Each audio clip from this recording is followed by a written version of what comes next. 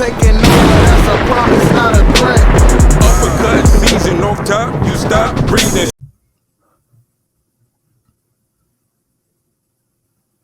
Yeah, what's good, yo? Welcome to another episode of Real Talk, where as always, if shit's real, we talk about it. Yo, I'm your host for tonight, Pat Scorpion, New England representative, and as always, I got my man with me. I'm gonna let him introduce himself.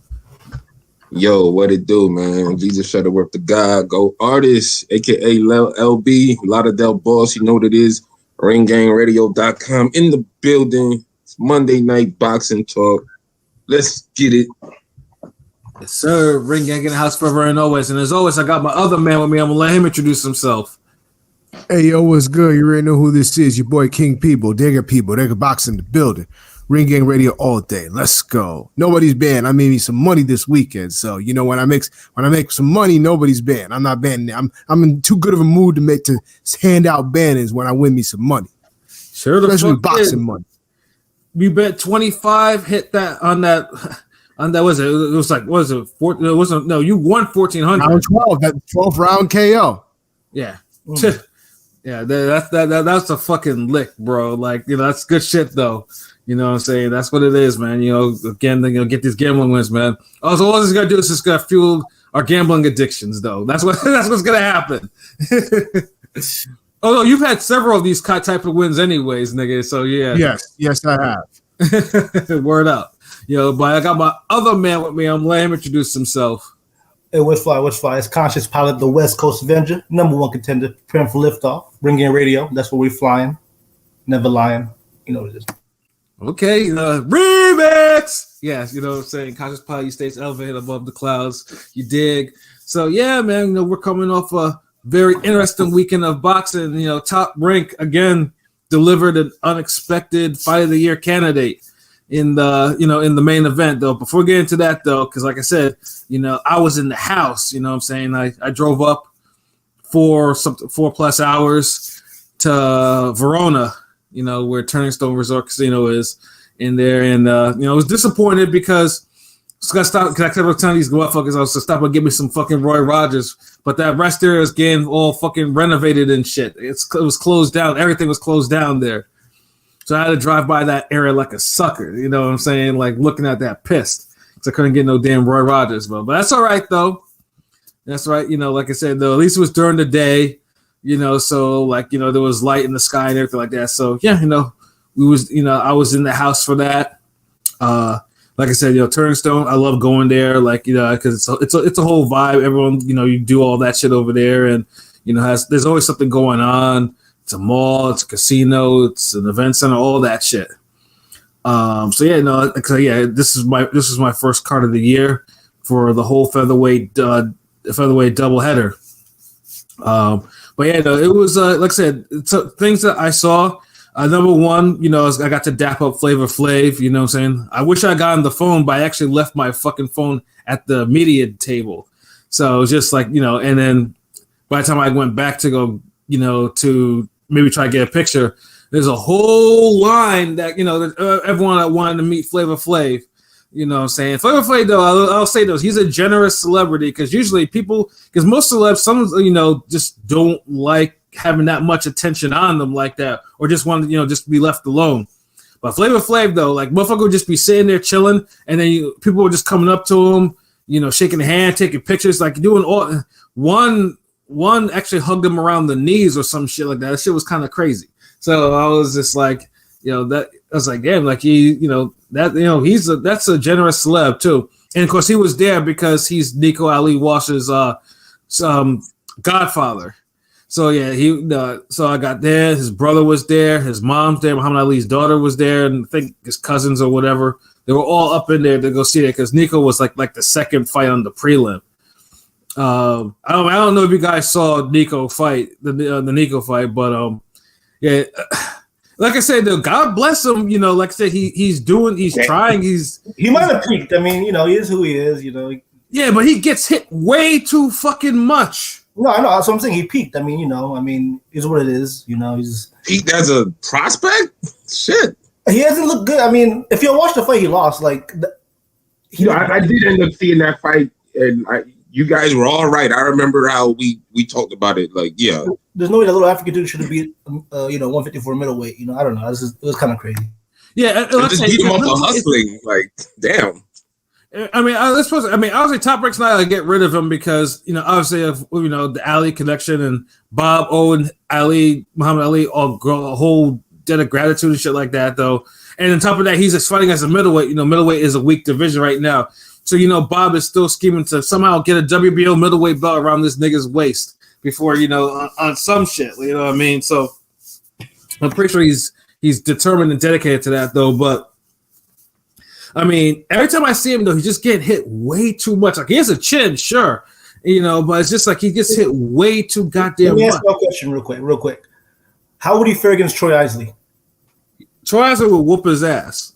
You knock him out pretty early, right? I mean, I don't know if he knock him out, but Troy would whoop his ass, And also shout out to Troy Isley because, like I said, we talked about them because Top Rank be hating on that young man. Like Top Rank, like they let him know that he was on the clock and he successfully, and then he's been fighting better. So I guess that's what it's the thread that because it was the same thing for F.A. Ajaba. It was like, oh wait a minute, Bob was like, oh wait a minute. This young man needs to be more exciting. And bam.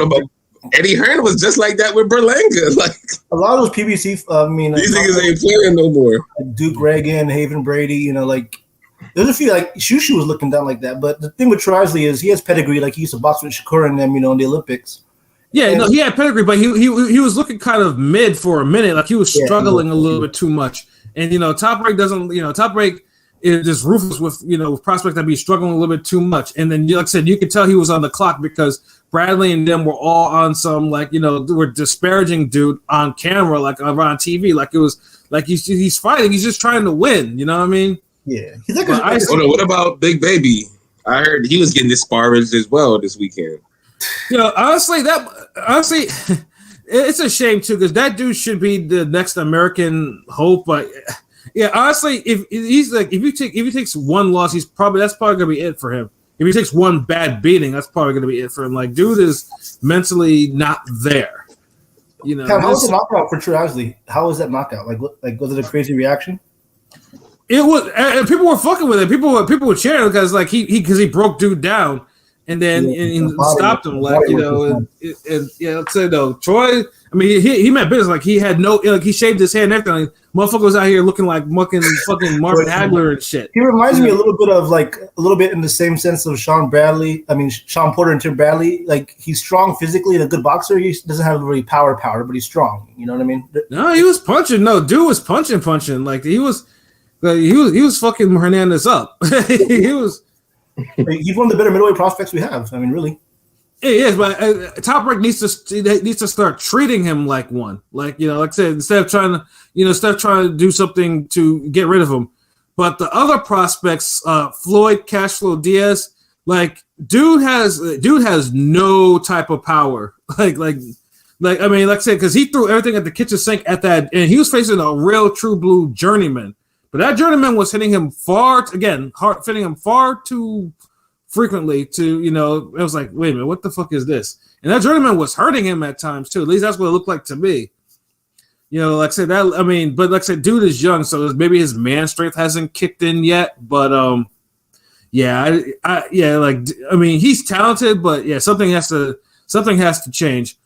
However, Brian Norman, about defense, you don't need man strength to kick in for defense, though. That's also true too. But yeah, because the journeyman got his rhythm down. Like, because every time Cashflow dropped his hands, the journeyman was like hitting him with like right hands, like clean right hands. Like you could see, because you could tell he was getting hit because Cashflow had them Paulie Malignaggi braids that night. So Cashflow's like running late to sparring and everything and all the events. Like he might be pro box down here soon, really. Yeah, if he's not careful though, but. Brian Norman Jr., that motherfucker should be out. Like, honestly, I don't see it with that dude. That dude put on another mid performance. Fucking Boca Chica dropped him hard in the first round. Like Brian Norman was in trouble, and then of course, and then in the second round, both guys got cut. Like one was an elbow, the other one was a punch, and stuff like that. But Top Rank did something real dirty. Like they let him go up for the third round. and like I said, Boca Chica was boxing him up, but then after that, like, they kind of stopped the fight. They, just like, okay, no, the cuts are too much. We are, we're gonna go to the since it didn't go 4 rounds, and it's gonna be a no contest, and the crowd was not fucking with that at all because they knew Brian Norman was about to go catch an L. Yeah, Boa Chica is pretty solid. Like, he went to distance with Villa. He got dropped, but on a showbox card, he went to distance with Villa. He lost on Pro Box, but he's a good fighter. Norman, because he's notorious for, giving Bud and Tank, sparring. But ever since he went on Top Rank, his power hasn't translated. His KO percentage is fake. Well, the funny thing too is, like, you would think this motherfucker would be a bad. Like, he's like 23-0 with 19 knockouts. You would think that he's a bad motherfucker too, because he was the original BNK Prime fighter, but he's looked mid. Like, ever since he's come to time, he's been looked like super mid. Like, none of his, like, I don't know, like, I mean, I don't know what they see in him, but I see absolutely nothing. Like, dude is gonna get upset one day, sooner than later. But at least with Brian Norman, though, at least at least he acknowledged that he was mid too. So it wasn't like he's like, fuck y'all for saying that I suck, that type of shit. Like, he acknowledged that he was mid that night. And I hope they do run back the fight with Boca Chica, because, like I said, he was gonna win on those. No, actually no.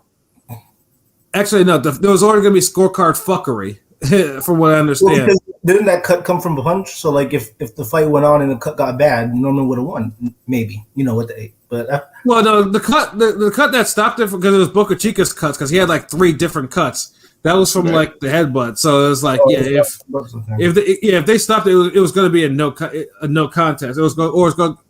It was but either way, Boca Chica was supposed to win that fight instead of getting the no contest. So it was heating up too. I mean, welterweight's division moving slow. It looked like a good fight. It was going to be a good fight. It's a shame.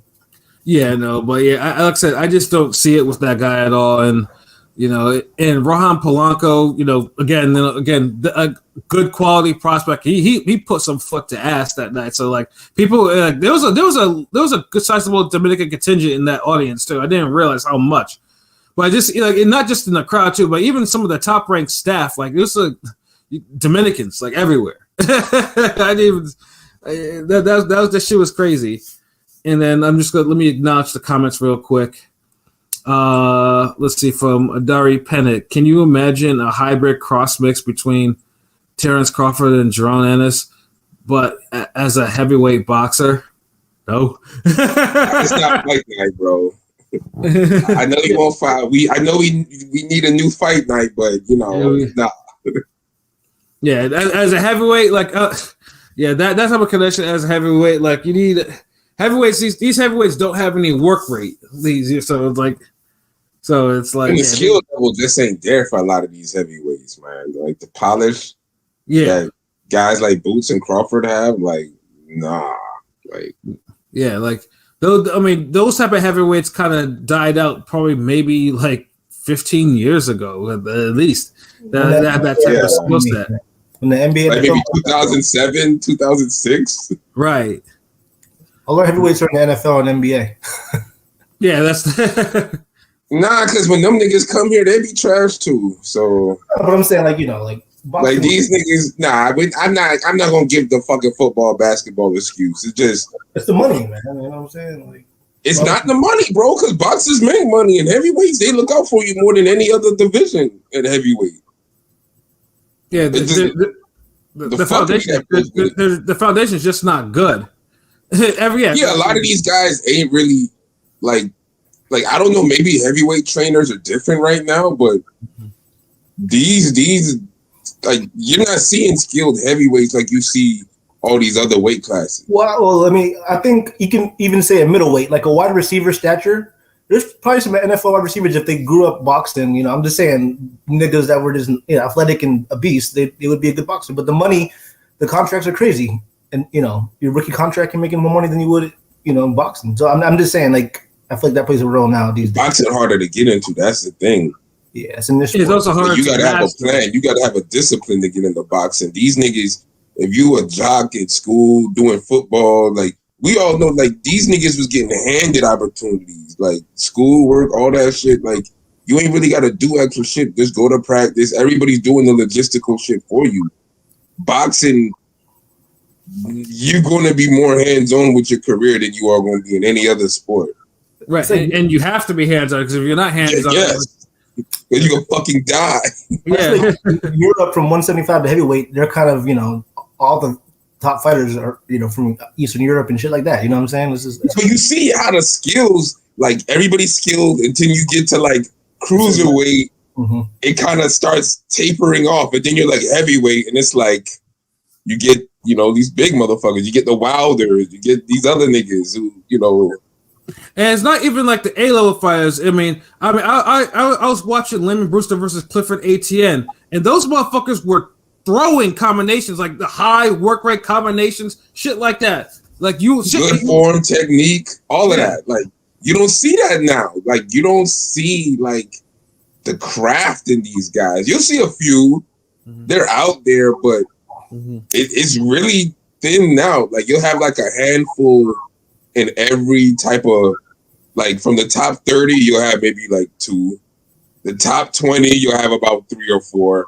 Top 15 is like 1 or 2. Top 10, like I mean, the Black Americans, like the early 2000s, you had Shannon Briggs and Chris Bird, guys like that. You know what I'm saying? Black American niggas that Yeah, but he like 90s era though. Late 90s, yeah. I'm just saying, like the 90s, 2000s. I'm just saying, kind of mid 90s, nigga. No, they were early 90s. Book. That's what I'm saying, bro. Like you see the 90s and 2000s. I mean, they fought through the early 2000s too. I'm just saying that's when those contracts got crazy, man. Like the NFL had to restructure the rookie contract because they were overpaying niggas that were getting injured and not playing. Sam Bradford shuts out. It's easy when you got a football team. Oh, hold on, I know more comments coming. My bad. I know we digressed a little bit.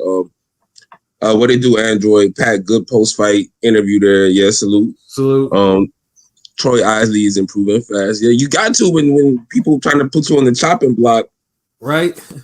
And thank you, Android. Shit, everyone just pot shots these days, but everyone's not fucking Roy Jones. And the thing is, Roy Jones was pot shotting like at like 20-second clips. These dudes are pot shot. Walk around the ring a little bit, move, pose. 45 seconds later, pot shot. Yeah. Like there's no intensity with the pot shots and whatever style these motherfuckers want to box with. Yo, Pat, who was messing with the lights? Yeah, at first things too is I thought maybe the first shout out Marquise, my bad. I just read it. Marquise, I joked around with Pat. I'm like, yo, is the Undertaker about to make an appearance at the Turning Stone? Like, what's going on with these lights? The first time I thought it was just like the light guys just fucking around with it or trying to do something. But the second one, like the shit like legit went out. Like I don't know what happened, but it was just like it was like like it was like what the fuck is this? But once it came back on, obviously, it stayed on. But I was just like, that shit was kind of iffy because I thought it was they were just doing some like in arena adjustments or whatever. But something was fucking up. Somebody was fucking up. Android Big Baby does have good combos though. Yeah, but he does. But he doesn't have a fighter's heart or mentality. Yeah, it's like these niggas, they'll check off so many boxes, but then the real important ones you be really hoping for is the one where it's be like, shit, bro. Like, I don't care if he was the heavyweight Rocky Juarez. Like, stop fucking up. Exactly. Have the heart. Yeah, get some heart, Just take this shit seriously. The money will come, if you want it. You know what I mean? I feel like that Charles Martin fight spooked him. Like, all this shit started happening after that fight. Mm-hmm. Like, all the wilding out and now the police chase bullshit. And it's like, bro, you're undefeated. Like, you still have a career. What the fuck are you doing? Roy Jones interview, him saying he doesn't want to be a world champ. Like, it's kind of, I mean, I'm sure he wants to. I've already dismissed him because, like I say, he doesn't talk like a fighter. And I have little patience for fighters that don't talk like fighters. Like he's to me he's in the win. Until you realize you're trying to beat somebody in this game. I guess on the Torres, but no, I mean Anderson still he'll be a champ, but he was doing the police chase for you too. I'm sure he'll get a Vic in WBO or something, down the line. I mean, at this point, he may as well like just use that engagement. But damn, like, I don't even know the particulars of that. I just heard it because I didn't even get to see the card live. Like, I just saw the main event the next day. Yeah, I mean, all I know is, they were fucking. I mean, the Bradley and them were talking about it on the air, and he didn't like it and shit like that. But nigga, no one told you to fucking lead the cops on the chase. Like, slow your ass down. Like, what the fuck? I mean, I get it. It's like they both have points because they're reporting the news, really. But there's a way you go about it if you're still trying to have a decent product. And, if you're going to get on the guy to that extent, like, then I don't think you should even bring it up. If you're going to have a whole, like, circle jerk session about disrespecting dude and going so far with it, it just kind of tastes, especially when I can see if you belong to another platform,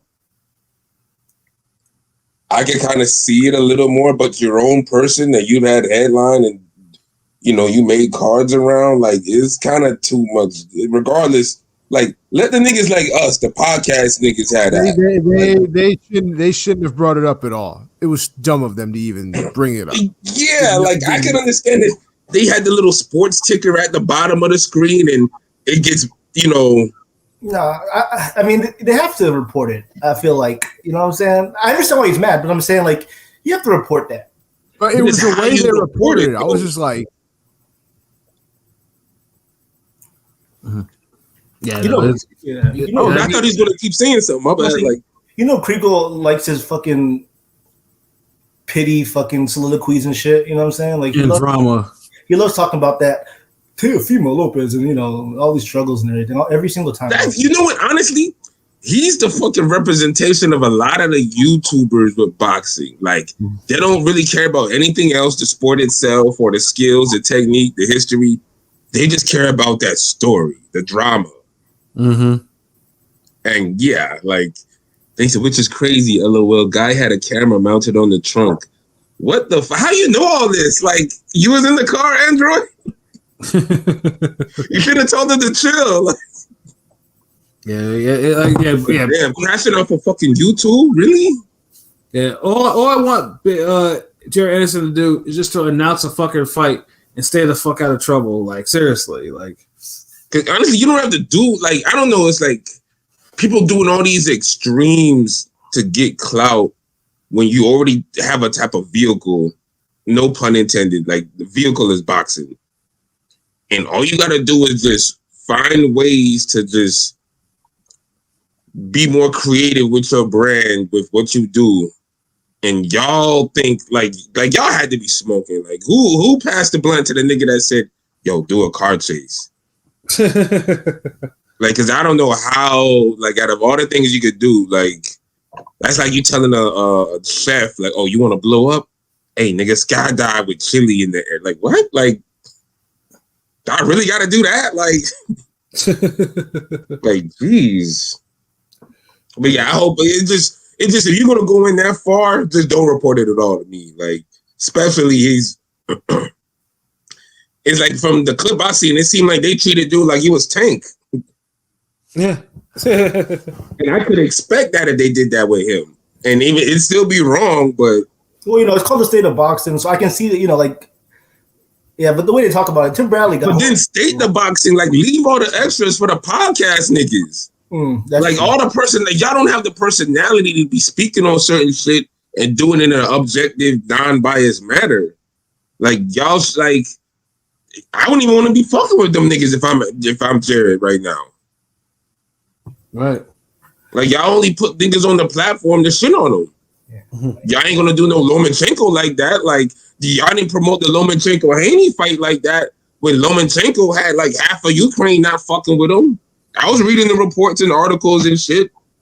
I mean, Anderson is, in a sense, he's right when he said I can leave because he has Jay Prince, he's a heavyweight. I'm sure Eddie Hearn or PBC would sign him. You know what I'm saying? Like, he'd be a hot fighter. He'd be a hot free agent, especially if he didn't have a lot. Especially if he's still undefeated. So it's like, and they probably could get him better fights. Yeah, because Bob Arum, I mean, the glass ceiling business model. You know what I mean? He had the glass ceiling up. Charles Martin was the glass ceiling. Like, who else are going to give this nigga? Got rocked twice. That's crazy. And Charles Martin had to actually come over to Top Rank to fight it. You see what I'm saying? So it's like y'all may as well just go to the place that has these guys already. Exactly. Guy has a golden opportunity as the next big heavyweight. Yeah, like, and he's fucking it up. You don't even have to do that extra shit. Like, you're trying to swim with sharks and you're a heavyweight. You're trying to do all this extra shit. Like, hard police chase. You think you Tango and Cash or Lethal Weapon or some shit. Like, nigga, throw a fucking jab in the gym, motherfucker. Damn. Facts. So, but yo, just to get back on topic, the first of the featherweight main events with Luis Alberto Lopez and Reiya Abe, yo, I swear Lopez hits hard as fuck in person. Like, I didn't realize how hard he fucking punches. Like, honestly, because I'm asking the Japanese guy. I mean, obviously they kept on bigging up that he moves a lot, he's defensive and everything like that. But Lopez closed his eyes. He closed his eye within 2 fucking rounds. Like because Abe's corner was. I was right behind Abe's corner though, and his eye was already like.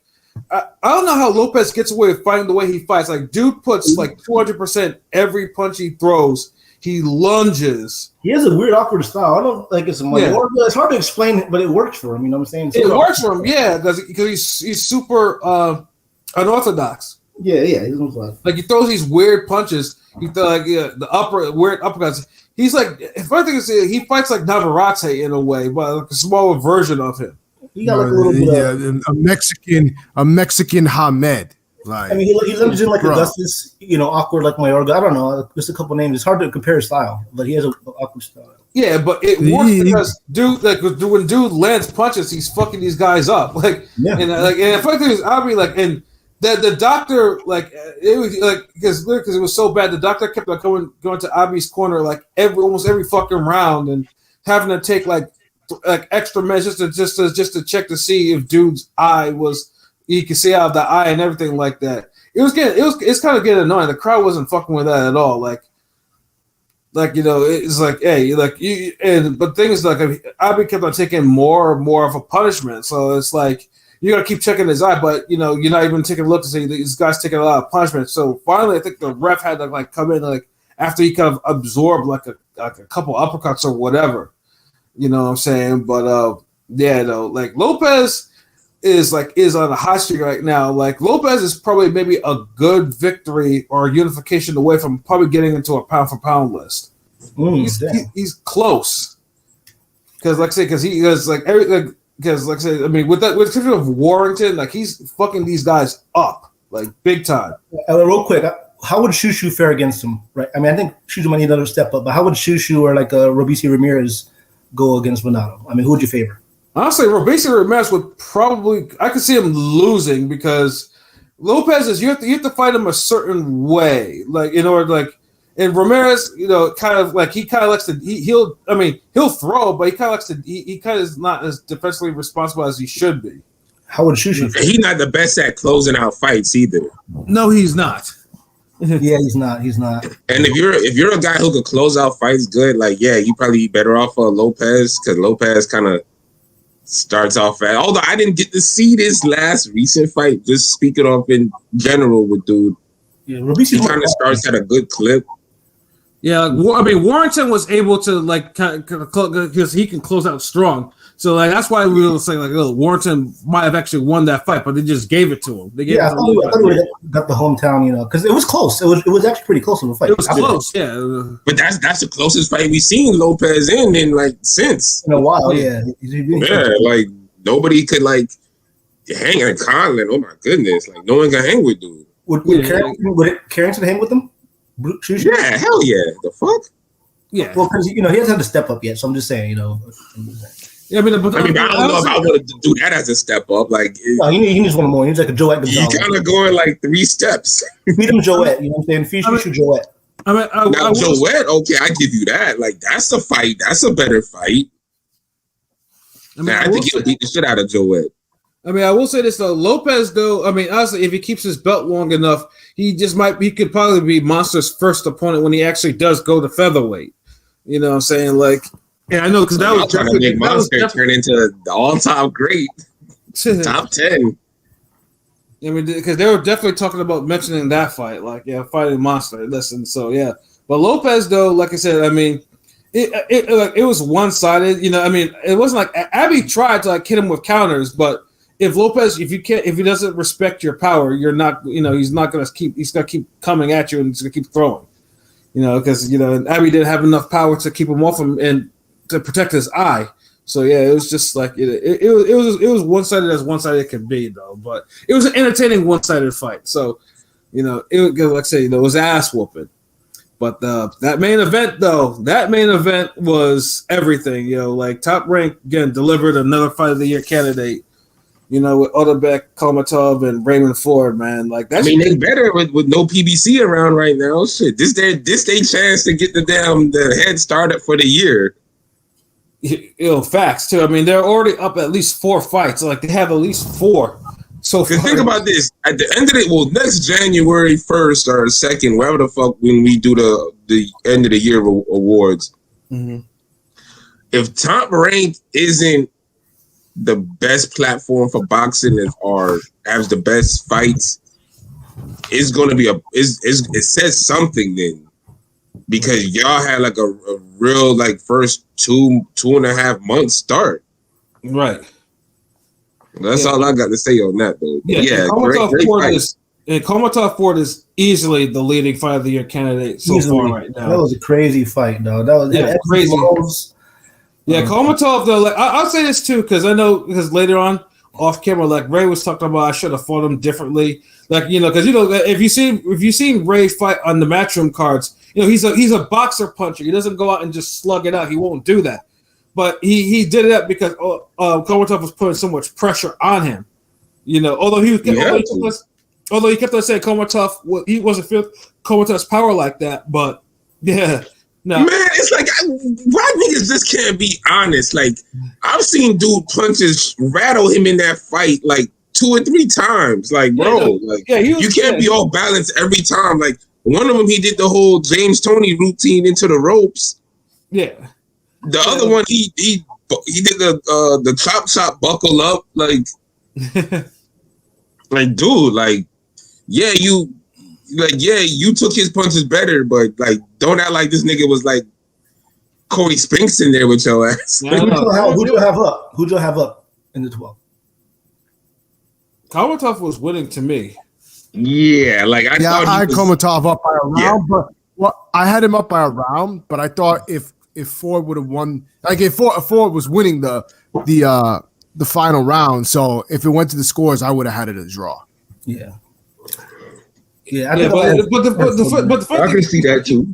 You can hear because I mean I was behind Ford's corner, and then because they were telling him to watch the left hand because Kholmatov kept on spamming that left hand, but the left hand kept on landing.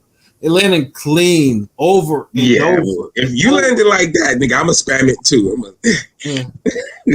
It was left, straight lefts or overhand lefts, or if you're inside, you throw an uppercut every now and then. But Kholmatov's offense was it was predictable, but I think they were too far gone in because they were going to war for him to make any real adjustments. Because Ford wasn't going to try to. He could have probably boxed, but I think it was just like I said, pressure and the power was getting to him. I think Ford fought the right fight. Like, I don't know if he would have beat this dude if he would have just tried to box more. I was shocked he stepped to him in the 4th. You know what I'm saying? Like he's usually an outboxer. He doesn't like pressure, but the 4th round is like he downloaded something and I feel like 4 through 8 he won those rounds. Like literally 4 through 8 he won those rounds. And the 9th and 10th he looked kind of bad. You know what I'm saying? Like maybe he took it off. I don't know if because Kholmatov he's a future champ. Like Kholmatov is in, a Beck the Bully. I thought he's, either Beck the Bully or Triple G to me, nigga. If you're from that, he's not Beck the Bully in a way because Beck the Bully is a little slower. I'm just saying, the Kazakhstan fighters, like they're usually killers are overrated. I think he proved his worth in the loss. I think he could be a champ still. Yeah, dude reminds me of like a more athletic, harder punching Victor Postol. Who decided to like watch a bunch of Roy Jones and Golovkin tapes or some shit. Like, like he's speedy, he could box, he moves, but like Ford kind of, I can see the whole punching him out strategy. Like the dude kind of got tired. and the mental pressure from the pressure Ford had on him, it worked. I just don't think Ford boxes clean enough for as a guy who like defense is that great where he could box a guy like Kholmatov. So I felt like he had the right strategy. Like I thought the left for at the first couple rounds, I thought the left was gonna be the end for Ray Ford early. I was like, oh shit! But I guess he said like when Pat interviewed him that the power was he tasted that power. Well, he was saying that the power wasn't affecting him, but I mean, we all have eyes. Like Kholmatov was hitting him pretty damn hard. Oh, he was. Yeah, because I seen the tweets. Because dude was on some I just watched the fight. He's like, I don't know how they had me losing. I'm like, bro, like then it hit me. I'm like, you know what it is? Like from hearing how he speaks on certain shit, I could understand why he was the underdog and how a lot of people were like picking against him, even though there was rooting. Like a lot of people's hearts were picking for him, but their boxing brain wasn't. If we being honest. Right, yeah. But I could understand why, because he's one of those, well, allegedly, he comes off as one of those guys who he's not honest with himself.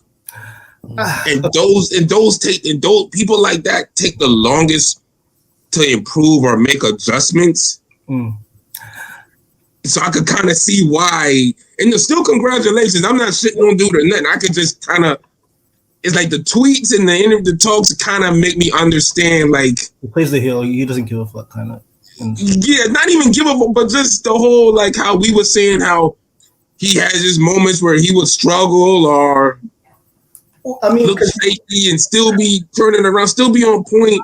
Like we were saying, like we were saying, Ammo Williams was better than dude and all that. I mean, to add to that real quick, remember he got that gift and he got a draw, and people still hold that against him. But I feel like right after that draw, he was in the lab with Shakur. He's gotten better every fight, so I was happy for him. I mean, because he was match tough too, and like during this fight too. Like, and I think I mentioned this. And he's 24. I thought it was like 26. He's 24. You know what I'm saying? Yeah, like I mean, I also too just because I mean, they were hitting each other so hard. Like I was getting hit with the fucking sweat from where I was. The shit was kind of disgusting. Like it was repeatedly, like every single time that they were warring in Ford's corner and they were throwing shots. Like I literally felt fucking like sweat come on me and like pause and just like I was just like this is nasty. Like seriously, they were hitting each other fucking hard. But if you told me that, I mean, I honestly didn't think Ford would have the power to stop Kholmatov. Like, but when he had dude in trouble. And the referee blew the knockdown call, which that was actually a blessing in disguise too, because if the ref called the knockdown, because he wouldn't. Yeah, he would have. It would have. The round would have been over if he would have called it correctly. Yeah, exactly. Because Kholmatov would have killed the clock and had enough time to clear his head and avoid the follow up shots. But all the ref did was like, "Oh well, get your ass up." It wasn't a knockdown, and then Ford was able to close the show with 8 or 7 seconds left in the fight, because he hit him with the shot that had him like going face first into the corner, into the turnbuckle, and then Ford lands another hook, and the referee's like, okay, no, this is over. Where I know, Ping, what was your reaction when the referee waved it off with 7-8 seconds left in the fight? Let's go, let's fucking go. That's basically what I did. And I was laughing because it was like there were idiots that were like, oh, that was a bad stoppage. Bro, when you're turning your back and like running away, like how is that a fucking bad stoppage? Once you turn your back, you're at the mercy of the ref. Like, it's all the fans that hated Ford that were rooting for Kholmatov, it seems like. A lot of that wasn't no bad stoppage. You cannot turn your back to the fighter and get upset when the fucking ref stops it. Like, bro, why are you turning your back? Nobody turns their back and take a knee. Like, if you're going to turn your back, take the fucking knee. Like, immediately, turn your back, take the knee. Then we could then we could kind of like, oh, shit, hold on, wait, hold on. All right, took a knee. But y'all niggas just turn y'all back like it's a street fight and, your cousin going to step in and the auntie coming off the steps and she's like, no, like, they turn their back to run away. Like what? Like that's what they're doing. And I saw him in the ring, and I saw him later. Like Kholmatov was out of it. Like it wasn't like he was completely out of that. Like Ford had stunned him, and he couldn't recover. But yeah, just to see the emotion and Eddie Hearn, because Eddie Hearn was sitting a couple like maybe about 4 chairs away from me. Dude, like damn near threw his chair, jumped off his chair, threw his chair, and got into the ring, like ran into the ring and shit. Like he was wilding out. Like, and so was everyone else too, because everyone in the media row was standing and clapping and shit. Like, that's movie shit. Like, yeah, like you stopping a guy at the very last seconds, and like, because this is the thing. Like when people say, "Hey," like when Freddie Rhodes be like, "Hey man, put him on his ass," like. That's the effort people want to see in the 12th round. Remember, 12 rounds used to be special. Mm-hmm. It used to be where the 12th round was literally the best round of the fight. I mean, somehow we got away from that. So good shit for Ford, like really making the 12th round like it's supposed to. Because we would have had a bullshit whatever at the end. That was like Foster Hernandez. I mean, that was pretty much in a sense, the same ending, kind of. You know what I mean? Yeah. Yeah, I mean, it definitely was like the same. Buzzer beater knockouts and shit. I mean, it's a feel good moment. Like if you love boxing and not boxers, it's a feel good moment in boxing. You got to. You cannot like hate on that. Falling on the ground and shit. Come on, that's a moment. Yeah, I mean, dude was emotional, and Ray Ford is the first fighter that Eddie Hearn has built up. From I think he signed in 2019 and took him all the way to a world title. That an American fight. Oh, no, in America. Oh yeah. Yeah, an American fight to a world title from the ground up. So that was a special thing for him. Like and Eddie too, because he was supposed to go to Riyadh for the whole Joshua's thing too, but he's like, yeah, I had to make a detour. Like him and Anthony, his media person, all made detour just to be there. And funny thing is too, because Anthony and I think someone else from Top Rank, they were talking shit. Like talking shit about the first bid, right? Yeah. Yeah. Eddie scouted him since the amateurs. Like that's his first fighter to win. From debuting. On Matchroom. So that's And it's more important for Eddie to be here for this dude. Like Joshua is Joshua. Like you're fighting a guy that we're expecting you to beat. Like. And Hearn done been there for Joshua all through all the ups and downs. Like he stuck with him. But if you lose to Francis, shit. If you lose, then we'll be like Eddie Hearn made the right decision. He went to the right fight. He'll be there for the fight. Eddie probably got like a he gonna be there. But I know how people, it's the fight week. Everybody want the important people to make they pop ups and guest appearances. So I get it, but nah, like Eddie, I'm glad he was there. Like you gotta hold down your people. So yeah, he definitely held dude down, and like I said though, we're having to see like Ray hold that belt up like that was something special because and a lot of fights were definitely giving him props and saying that win like showed them the way. Like I know Khalil Cole and was doing it vindicated him, giving them like props or like that it's like. They're like, it vindicated him because I've heard so many. He's a fraud. People still say he's a fraud. I mean, how are you still calling him a fraud after that performance? I've seen it. I've read it. People miserable, bro. Fuck them. Yeah. Niggas be hating.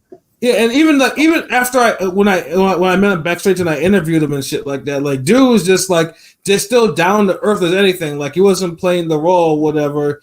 Like honestly, nigga, if I became a champion, I wouldn't even be as calm as he was. Like. Dude was just like, yo, like I think more anything he wanted to get stitched up. So I think that's part of the reason why probably wasn't just wilding out, because dude, look, I mean, if you haven't watched my interview with him, go see it. Like you can see, like his face is a mask of pain. Like it was lump. He had lumps everywhere. Like Kholmatov too, but Kholmatov went to the hospital like ASAP. Like he went into that ambulance ASAP. So.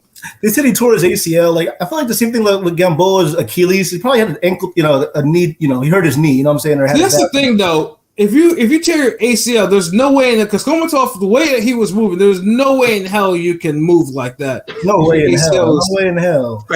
Just like Gamboa going 10 rounds with a torn Achilles. Yeah, the Gamboa Achilles thing. Yeah, I mean, he probably had a little leg injury, but I mean, he was good. He was good. Yeah, but you move a certain way when your ACL is gone. Like Gamboa, you tell like his movement was compromised.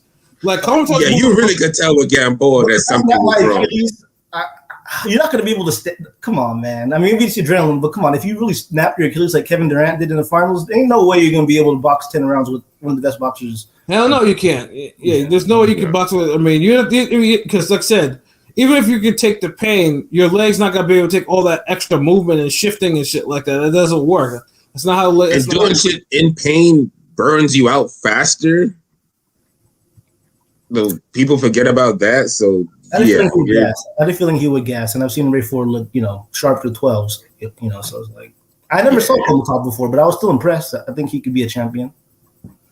Yeah, like I mean, like I said, I know after the Eddie Vasquez fight, I kind of like, okay, maybe Ray's not as good as he's advertised though, but he proved it. Like he proved it, and him and Kholmatov gave us a new fight of the year candidate, and I'm just happy I was just there. Even I was there for the whole thing, man. It's instant classic. I will say this. I think that, and one of our boys, shout out to J-Ro, pointed this out, that like when you look at like Ford's competition, Ford was matched tough early.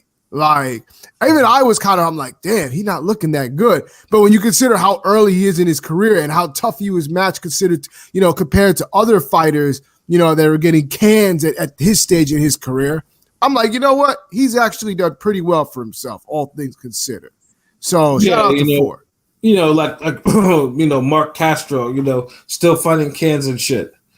Not matching tough for none of that shit. Forgotten about since Andy Cruz is at the same division now. That's the thing. When you match tough, like it shows up in the long run more so than the other shit. People talk about his gift and draw, but niggas fighters lose all the time early on. I mean, it's not. I'm saying, yeah, he might have lost that one fight. But he was competitive at least. You're competitive. The thing is, like, I've realized this. Like, when you're coming up, everybody expects if you're that good, everybody's expecting squash matches. Oh, you're just gonna squash everybody like fucking WWF superstars. Like, and if you don't squash them all, oh, he's not that good. He's not that good. No, motherfucker, it depends. And if he's match tough, he's not gonna squash these folks. Like, but see, that's the thing. A lot of people don't assume that guys are match tough because they're so used to the jobber festivals. Like that's why promotions have to do a better job of promoting the opponent too, so people could know that these prospects are match tough. So niggas don't jump out the window because they're winning, 6 rounds of 4-5 fights in a row. I feel like Eddie has the best, like you could say, blend of how he moves his, matchmaking, because he has a lot to pick from with the UK and American. I'm saying, just like Mexico too. I'm just saying, like Top Rank. Yeah, he just be fucking up the superstars. I mean, like he moves. He matched me like the card I went to. On behalf of Top Rank. That was a pretty good card. Guys were undefeated, but the guys were getting knockouts until Ben. What I'm saying? Like he makes good fights for he moves his guys right usually. What I'm saying? And now he's trying to get Ford to stay one more fight at 126. Don't do it. Yeah, I mean, he said. Ford said if it was like a quick turnaround, he would consider it because he's trying to get him to unify with Nick Ball, who's fighting this Friday. And if Nick Ball, it seems like the fix is in. As long as Nick Ball stays upright in the 12th round, he's getting that belt.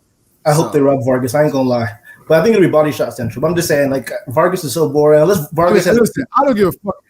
I don't give a fuck if Vargas gets robbed because he's robbed me of some fucking sleep in the past. He's robbed me. He's put me to sleep in past fights. I don't give a fuck if he's robbed. This is payback.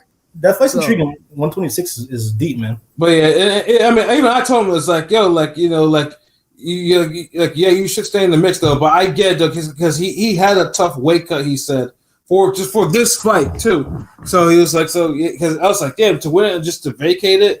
But I think even Eddie wants him to at least get one defense in or something like that before going up to 130. He even said because you're not really a champ until you defend the belt. Didn't he even say he had a bad weight cut? Oh, damn. All these fighters having bad weight cuts. Like, because these niggas ain't at the division they supposed to be. Most of these niggas literally could be fighting in the above division they're in, literally. But they want that advantage. I'd favor him over Roach, Hector Luis Garcia, probably Cordina. You know what I'm saying? I'm favor of Ford against those guys, to be honest. Yes, I would too. 126, 130, you know, those divisions that are deep that don't have a true number one, you know what I'm saying? Like, you know, they got 8 legit guys, but no true, you know. Stuff. Yeah. That's why when he was talking all that vacating shit, I was like, you know, you should stay though, but I get it though, because you don't want a situation where either you try to do that shit and you know, you lose your belt on the scale, or you know, you have another weight cut, but the weight cut's the reason why you take an L. When you get so I get it, but you know. Hold on, salute Chief Wildfire. People die in their good stoppage. Yeah, it was. I think Ford, you know, I know Shaki Foster shuts out to him and his manager saying that would be easy work. I don't think it's easy work. I mean, maybe give Ford. Man, Foster can't be calling nobody easy. I'm saying give Ford a fight or two. You know, one. You know, maybe he'll jump right. I don't know if he's going to jump straight to a contender or champion, but probably at this rate. Like, Foster's like the reincarnation of like Eric Morales with his fights. Like, Pat, I'd have to stay away from Sugar Nunes for now, though. Yeah, you gotta stay away from that guy. Yeah. But yeah, no. But either way, like overall, I enjoyed my trip to Turning Stone. Like it was good. Just to, you know, again, you know, thank you to, you know, to Anthony Lever and for Evan Korn, you know, for hooking up the interview and stuff like that. And you know, like I said, it was definitely a good time. And I was there in that fucking casino till like late. So yeah, no, like again, of course, like I said, I do all them Turning Stone trips. So as long as the card is good, I'll go. God damn it. But yeah, no, it was good. It was good to catch a Fight of the Year candidate up live. You know, outside of getting like the sweat being like you know getting on me, but you know it is what it is. Sometimes it's the fight game. You know, but yeah, no, it was good shit though. I enjoyed myself very much.